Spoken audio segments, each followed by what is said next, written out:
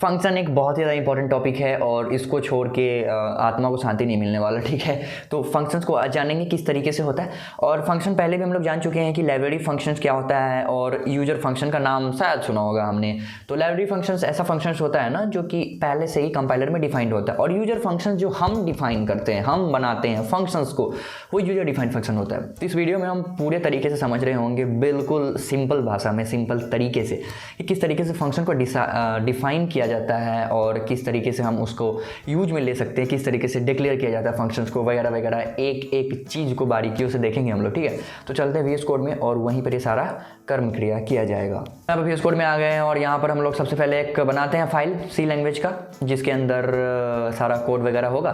तो यहाँ पर हम लेते हैं functions.c, ठीक है। बिल्कुल आसान तरीके से समझेंगे, कोई भी परेशानी नहीं आने वाली है, और आई थिंक कि ये बहुत ही ज़्यादा सिंपल होने वाला है। include stdio header file .h, ठीक है। int name void tablet void main, यहाँ से कोड एग्जीक्यूट होना शुरू हो जाएगा, ठीक है। तो फंक्शन को समझने से पहले हम जानते हैं कि आखिर फंक्शन लिखने की हमें ज़रूरत क्या आन पड़ी, ठीक है। क्यों लिखेंगे, ऐसे ही बना दिया फंक्शन क्या। तो इसके पीछे एक रीज़न है कि आखिर फंक्शन को बनाया क्यों क्या। तो पहला रीज़न फंक्शन का ये है सिंपल सा, कि किसी भी रिपीटेटिव टास्क को अगर बार बार परफॉर्म करना पड़ रहा है हमें, तो बार बार कोड ना लिखना पड़े, इसलिए फंक्शन को डेवलप किया गया। कैसे, ये हम लिखेंगे फंक्शन तो जानेंगे कैसे हमें कम कोड लिखना पड़ता है बार बार, जब एक ही फंक्शन को बार बार परफॉर्म करना होता है हमारे कोड के अंदर में, और एकदम शॉर्ट तरीके से बड़ा बड़ा काम हो जाता है फंक्शन की मदद से, ठीक है। तो वो सब देख रहे होंगे यहाँ पे। तो सपोज करते हैं कि हमें यहाँ पर टेबल प्रिंट करना है, 2 का 3 का 4 का, एक बार में ही सारा कुछ का टेबल प्रिंट करना है। देखते हैं कैसे होगा ये चीज़। तो टेबल प्रिंट करने के लिए सबसे पहले इंट a = 2 यहाँ पर ले लेते हैं और एक फॉर लूप चलाएंगे, जिसमें कि इंट i = 1 से स्टार्ट करेंगे और i <= 10 तक। टेबल 1 से 10 तक ही होता है ना, 0 से तो नहीं स्टार्ट करते हैं। आई होप आपको आता हो टेबल थोड़ा बहुत, ओके।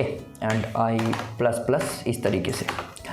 एंड यहाँ पर हम प्रिंट f कर रहे हैं,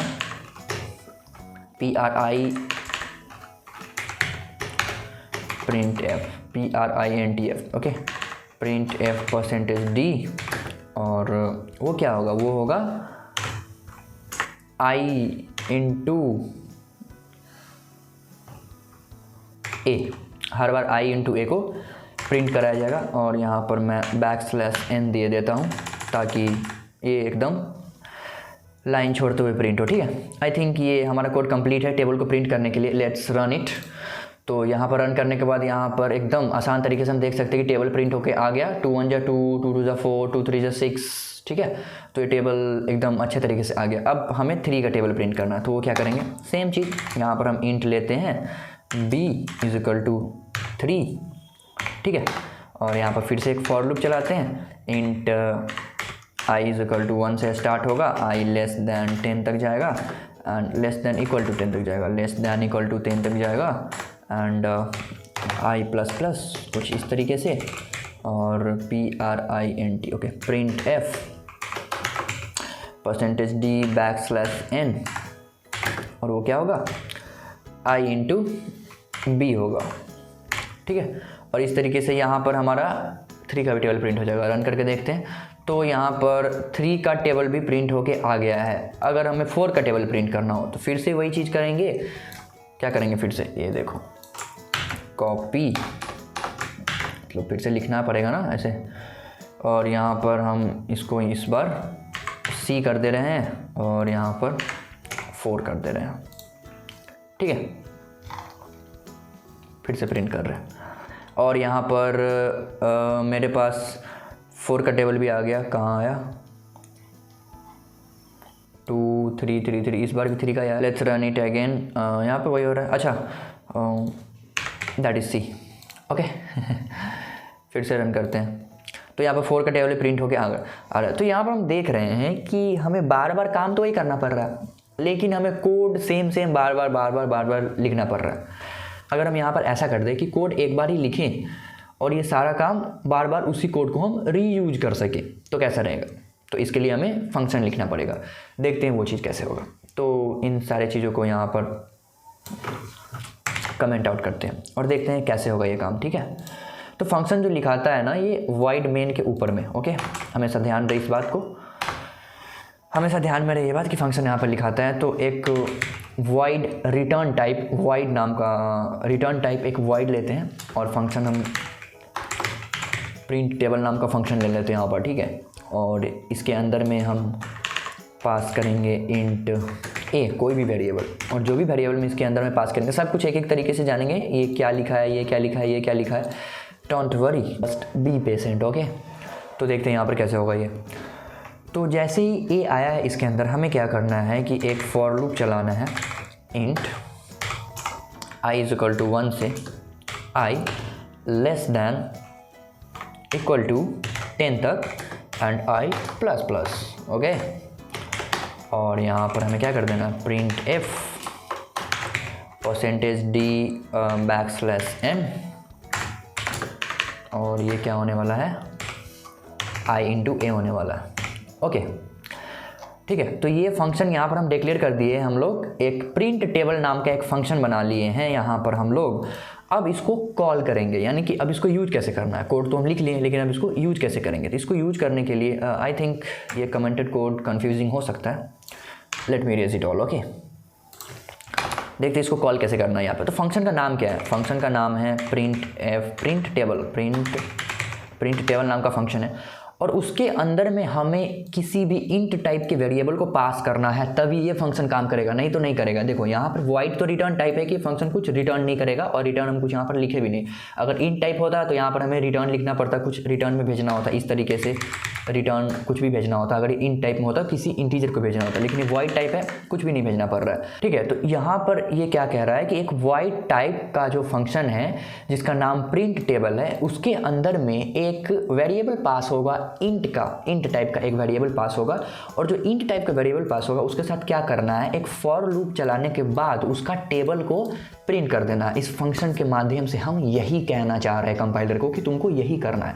अब देखते हैं कि कहाँ कहाँ ये करना है, ठीक है। तो प्रिंट टेबल हम जहाँ जहाँ लिखेंगे उसके अंदर में जैसे ही हम किसी इंट टाइप वेरिएबल को पास करेंगे, हमें आगे कोई कोड लिखने की ज़रूरत नहीं है, और यहाँ पर हमें पर्याप्त मात्रा ऑफ प्रोसेस करके दे देगा कंपाइलर यहाँ पर, ठीक है। तो देखते हैं, केवल यहाँ पर प्रिंट टेबल लिखे हैं, उसके अंदर में हम 7 को पास किए हैं, तो देखते हैं क्या यहाँ पर 7 का टेबल प्रिंट होता है या नहीं होता है, ठीक है। Let's run it. और यहाँ पर कुछ गड़बड़ होने की आशंका जताई जा रही है। ओ, आप यहाँ कह रहे हैं कि आपने प्रिंट का स्पेलिंग में गड़बड़ किया है, ओके, फिर से चला ले भाई, ये ले। तो यहाँ पर हम देख सकते हैं 7 का टेबल जो है प्रिंट होके आ गया है, और इसी प्रकार से हमें 8 का टेबल प्रिंट करना। तो क्या करना होगा, प्रिंट टेबल लिख देंगे और इसके अंदर में सीधा 8 को पास कर देंगे, ओके। एंड यहाँ पर हम देखेंगे ना कि 8 का टेबल भी प्रिंट होके आ जाएगा, आ गया ना 8 का टेबल प्रिंट होके। इसी प्रकार से हमें जिस चीज़ का भी टेबल को प्रिंट करना है हम आसानी से लिख सकते हैं। यहाँ पर हम 80 का टेबल प्रिंट करा रहे हैं, यहाँ पर हम 85 का। Let's run it. तो यहाँ पर देख सकते हैं सारा टेबल आसानी से प्रिंट होके आ जा रहा है। बेसिकली हम यहाँ पर कहना क्या चाह रहे हैं, कहना यहाँ पर ये चाह रहे हैं कि कोड के रीयूजेबिलिटी को फंक्शन ने बढ़ा दिया है और हमारा ज़िंदगी को आसान कर दिया है, ताकि हम एक ही तरीके के कोड को बार बार ना कर सके और कुछ नया कर सके, ठीक है ना। बार बार एक ही काम को करना बेवकूफ़ी होता है ना। तो कंपाइलर बहुत स्मार्ट है, और इसीलिए यहाँ पर हमारे प्रोग्रामिंग लैंग्वेज के अंदर में इस तरीके की चीज़ को इंट्रोड्यूस किया गया, फंक्शन नाम का चीज़ को। तो यही था फंक्शन, और हम चाहें तो ये void की जगह पे इंट भी ले सकते हैं, कैर भी ले सकते हैं, डिपेंड करता है कि आप रिटर्न क्या करना चाह रहे हो। तो यहाँ पर जैसे हम इंट टाइप अगर लेंगे तो कुछ और रिटर्न करना होगा, वो सिनेरियो क्या होगा वो भी यहाँ पर हम देख लेते हैं कि अगर हम रिटर्न टाइप इंट लेते हैं तो किस तरीके का बिहेवियर फंक्शन का यहाँ पर देखने को मिलेगा हमें, ठीक है। Let's do that. तो यहाँ पर इस चीज़ को मिटा दे रहे हैं, ठीक है। और यहाँ पर हम एक फिर से लिख दूँ सारा, don't worry, I will do each and every small thing, okay.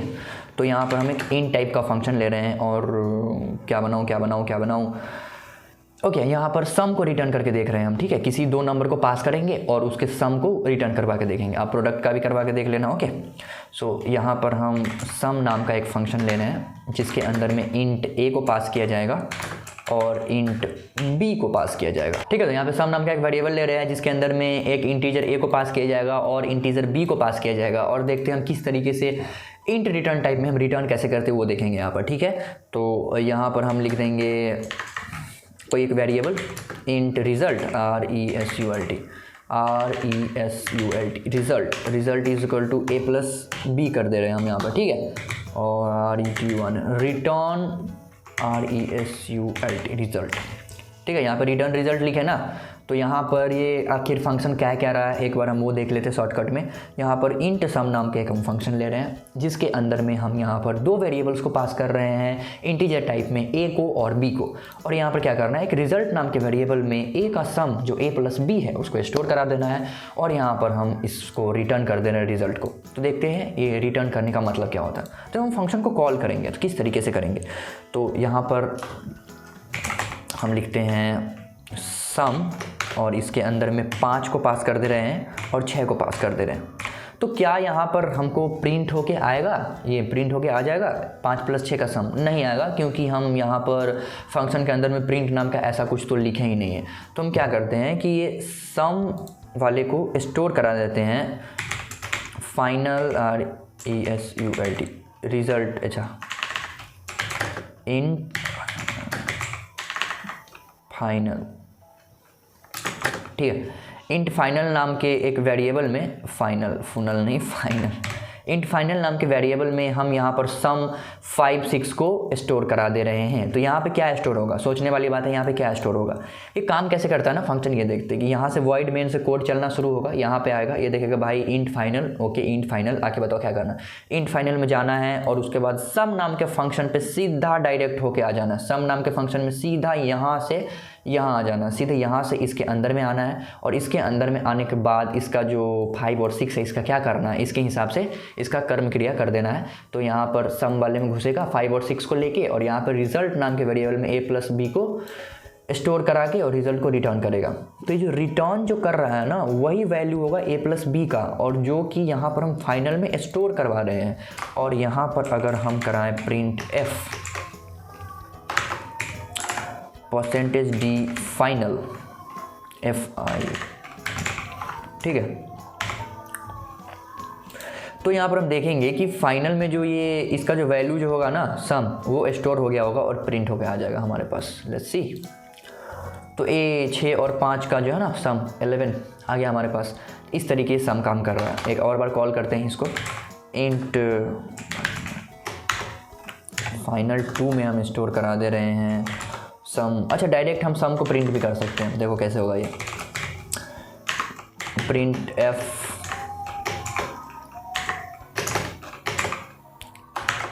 %d, और जो कि यहाँ पर होगा सम, इसके अंदर वैल्यू पास करो 5 और 7। ठीक है, देखते हैं 5 और 7 प्रिंट होके आता है नहीं हमारे पास। तो 5 और 7 12 यहाँ पे प्रिंट होके आ गया। इसके नीचे backslash print F backslash n, ताकि नीचे वाले लाइन में हमारा सारा काम हो। ठीक है, रन। तो यहाँ पर देखो 12 आ गया ना 5 और 7 का। तो इस तरीके से फंक्शन काम करता है। और फंक्शन में दो चीज़ होता है, एक कॉल बाई वैल्यू होता है और एक कॉल बाई रेफरेंस होता है। ठीक है, तो कॉल बाई वैल्यू यही है कि हम यहाँ पर फंक्शन में सीधे वैल्यू को पास कर रहे हैं और हमारा जो पर्याप्त मात्रा ऑफ प्रोसेस है वो हो जा रहा है। कॉल बाई रेफरेंस में क्या होता है, पॉइंटर का यूज होता है उसमें। ठीक है, तो जब हम पॉइंटर पढ़ेंगे तो कॉल बाई रेफरेंस के बारे में अच्छे तरीके से जानेंगे। तो नेक्स्ट वीडियो में हम देखेंगे पॉइंटर्स क्या होता है और कॉल बाई रेफरेंस क्या होता है फंक्शंस के अंदर में, उस चीज़ को भी अच्छे तरीके से एक्सप्लोर कर रहे होंगे। आई होप फंक्शन का कंसेप्ट क्लियर हो गया होगा। और if you feel any type of difficulties then comment बेहिचक, I will be there all time for you. Bye.